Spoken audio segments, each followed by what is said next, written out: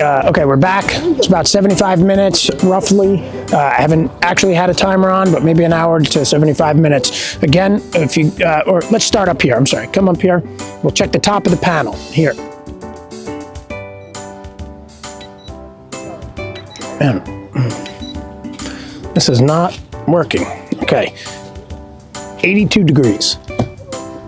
Okay, this has been burning for at least 60. An hour and a half? Okay, I said 75 minutes, he says an hour and a half. Okay, come down here, let's take a look at the temperature.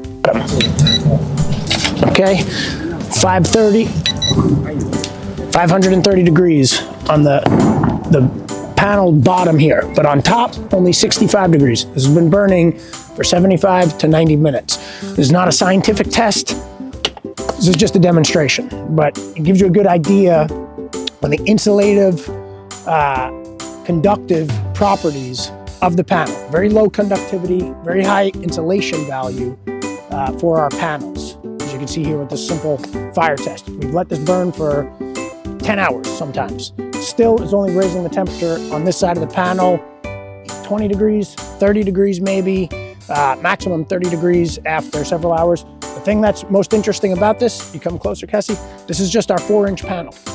Okay, in a real world, this is your internal walls in our house system. There's your bedrooms, your closets, your bathrooms, things like that. If there was a fire outside of your house, the external wall panels in our wall system are 6 inches. So you have 2 extra inches of insulation inside of there, 50 millimeters more of insulation inside of that panel. So they're even less conductive, better insulators than that if there was a fire outside of your house.